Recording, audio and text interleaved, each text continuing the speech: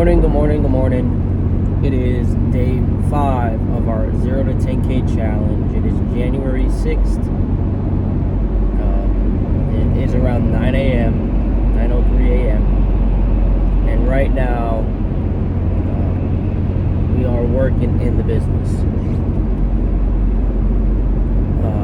So day to day, I manage a construction company that does epoxy services, that does polished concrete, crack repair, floor maintenance, metallic floors, decorative epoxies, polymer overlays, concrete overlays, stained concrete, not stamped, polishable stained concrete. It's pretty niche, but in this company right now, I'm on my way to see a client to look at his pole barn that is 30 by 50, which is approximately 1,500 square feet. And I'm going to basically sell him our service, which is epoxy services, which is we're going to do our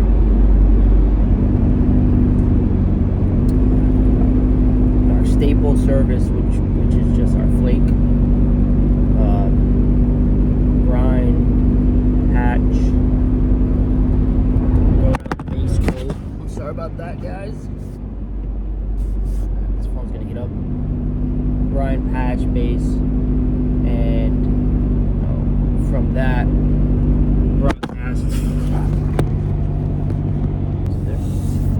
broadcast our flake into that, and then the next day we're going to come back, scrape it off, and do it all over again. Meaning, scrape it off, and we're going to put our polyaspartic top coat on it, and a little bit of, some people call it shark bright. It's called oxide, which is just in a dust that's at a 120 grit to 150 grit, and that gives that coating a little bit of body, a little bit of texture.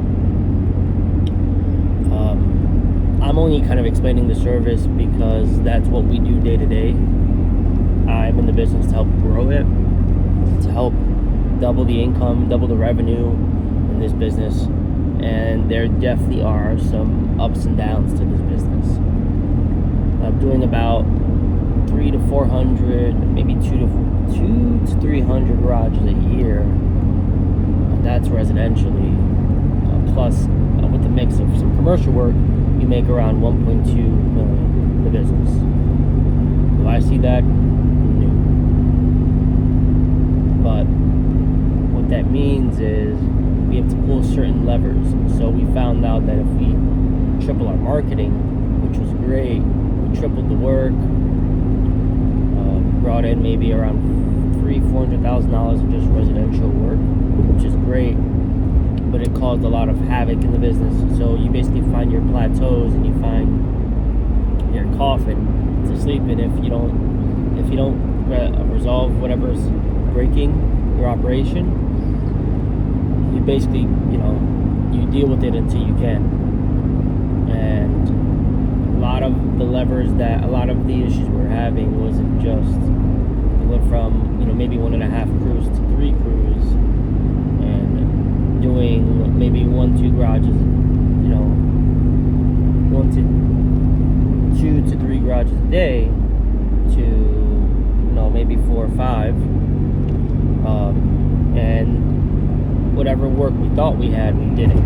So it ended up, I don't know, you could say we started running dry because the amount of work that we were doing should have lasted, but it wasn't. It wasn't enough work to last us for a long period of time. So even though we booked, I don't know, like 100 contracts, 200 contracts within the summer period, we were not able to sustain that work into the winter months, which is this month, January. So it kind of stinks a bit because you put all that work in hopes that book of business, those contracts that you sold, that work you sold, extends out into the horizon, because it's not like you're just taking care of you. You're taking care of 10 other people in your company that, it's a little hot here. You're taking care of the 10 other people in your company that eat off of that work, and that have very specific skill sets that if they were to leave, it would take a long time to train someone.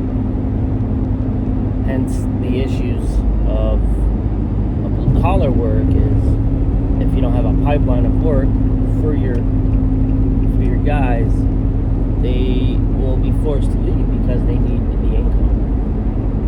That's kind of how cut and dry it is. What I believe we're going to do this year, what I've been working towards, is the residential work is going to come this year. It just does. We're swamped and we're busy, and that's just what it is. It's like that every year. It's not residential work that's going to grow a business, especially in the epoxy field. You can, but to throw on that amount of work, you have to add manpower, so you really you double your payroll, but you can't get rid of that. You can't get rid of that fat once it stops being busy. Thus, the endless cycle comes into play. So we're gonna add on more predictable work using commercial jobs, commercial bidding, and also from that commercial bidding, look into government contracts, maintenance contracts, looking into small business vehicles that will assist us in the acquisition of these, in the procurement of these contracts. And it's really, really interesting what services are out there for small businesses. Where if you're trying to grow your business, you have enough income to float out a job or two. Being in the commercial realm is good because you'll get a lot of money at a later point in time, but you're going to keep your residential book of business, which gets you paid now. Good news. That is the good news. The issues that this creates is commercial work usually always pushes back residential work. You should prepare. So doubling our commercial work would mean that we'll have to have a dedicated team and almost close to run skeleton crews, but I found really cool ways to create predictable workforce and manpower by using the job corps, Keystone, and the branches that they can provide us with predictable manpower, tentative on the amount of people that we have working. And this is good. This is cool because now we will have those in an interim, in a pinch, to get us through that. And especially, yes, some of these workers are young, but they're not inexperienced. They have been in these woodworking shops, they've been in certain shops that they're learning these skills, and I think it's really awesome that we can, get through that. We can be able to utilize this work, these people, to bolster our company, bolster our skills, and be able to create, be able to use that as security for us to go out and build more work. So we're using the Keystone and the job corps to be able to get us work, get us workers. We're going to utilize that as a partnership to bring us work out of state, bring us workers out of state to out of state contracts, out of state work, and then utilizing government contracts to build long-term predictable growth in the company, predictable revenue, predictable income, and that will push us to a point, if I'm forecasting correctly, that we'll be able to add, at a minimum, double our revenue. So to go from 1 to 2, which is good, and after going from 1 to 2, we're gonna have to see what our valuation is at that point. The goal is for me here is to create a sellable business and then work myself into the deal. But using sweat equity, using all the business practices that I know, and guerrilla warfare, guerrilla marketing,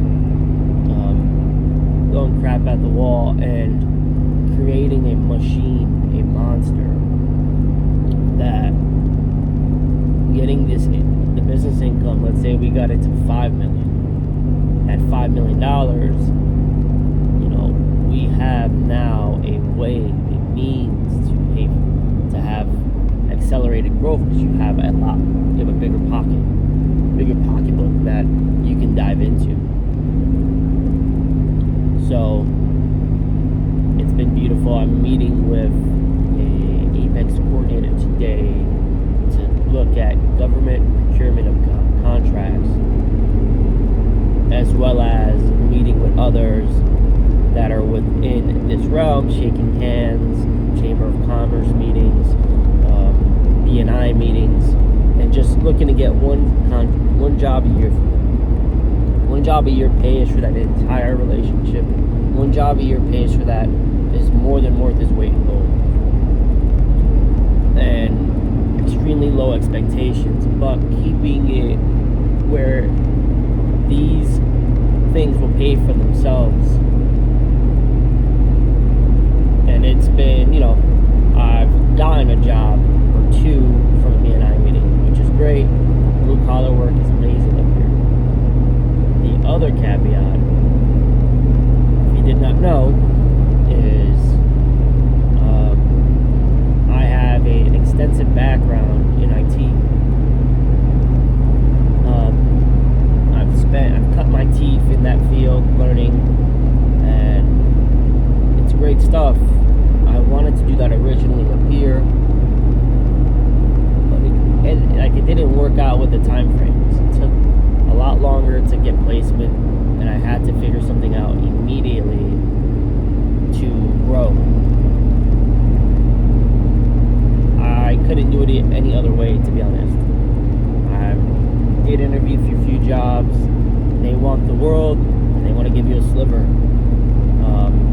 In other places, if you know a tenth of what you know, you'll get paid a lot more. Up here,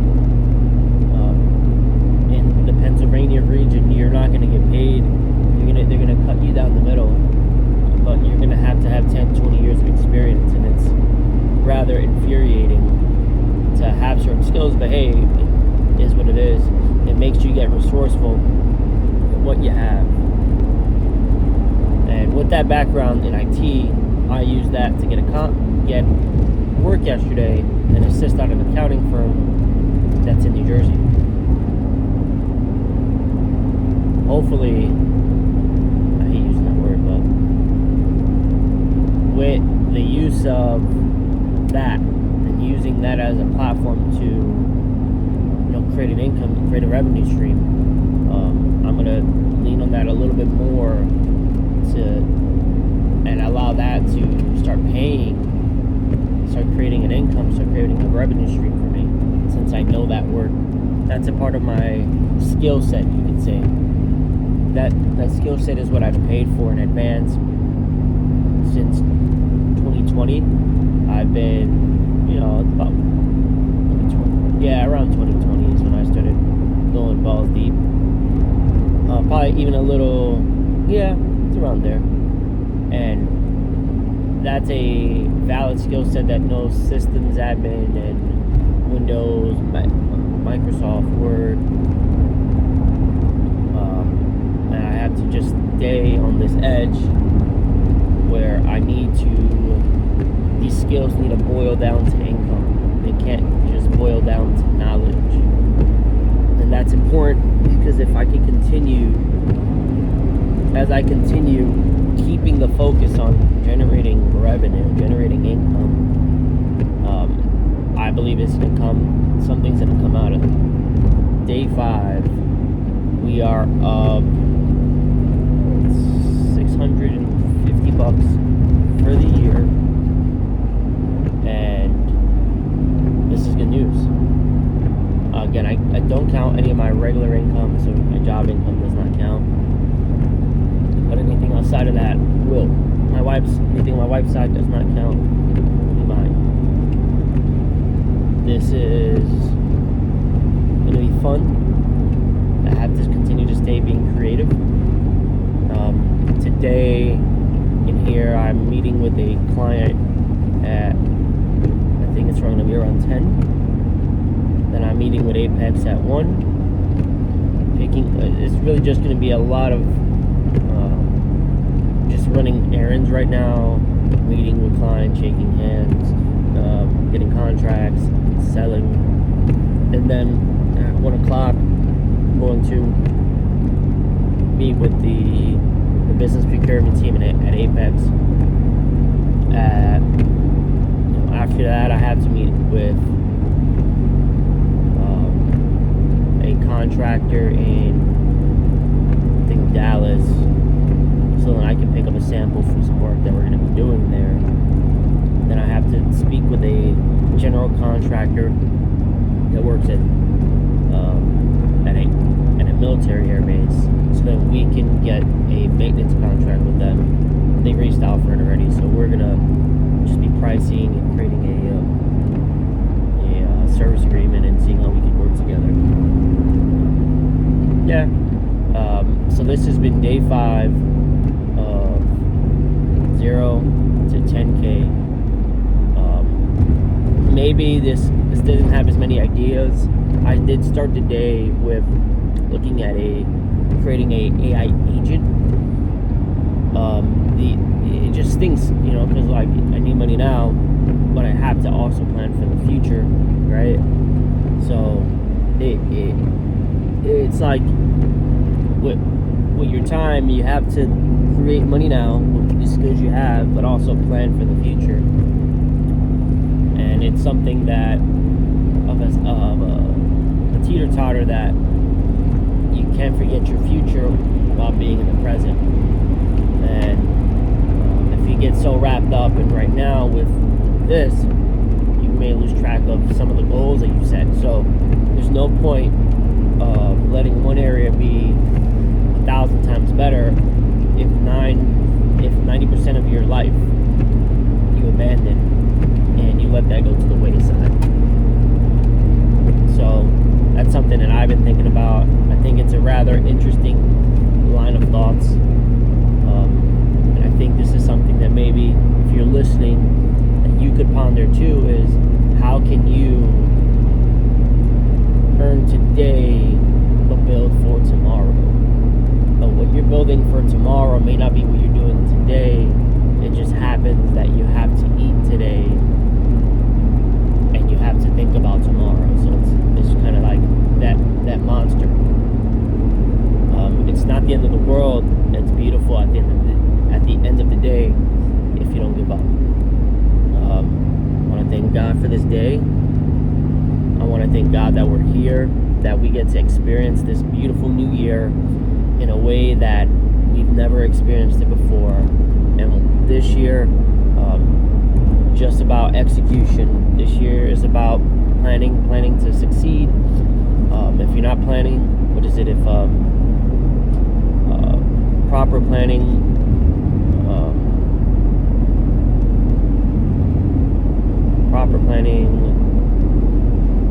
dissuades of, proper planning stops you from having a piss poor performance, right? But if you're not planning to succeed, you're planning to fail. It's like a lot of these little nuanced quotes that I remember that kind of just stick with me. But just applying them in my life, and you seeing the goals that I'm working on, you seeing things that I'm working on. But this is just accountability, because I've been doing this for a while. but being intentional about making the income, not just learning the skill, has been tough. With that being said, I hope that you got something out of this, and that you get to enjoy the journey as much as I am. Maybe this will motivate you to jump on the bandwagon. If I got a little bit more people commenting down here, I'll create a school channel or a Discord, and we can move forward with 5 a.m. calls and just really intentional stuff this year, making this year what it needs to be, and just a real, honest, vulnerable moment where we can grow together. That being said, whether anybody watches this or it's just me looking back at myself, keeping myself accountable, that's all that matters. Follow us on the journey from 0 to 10K.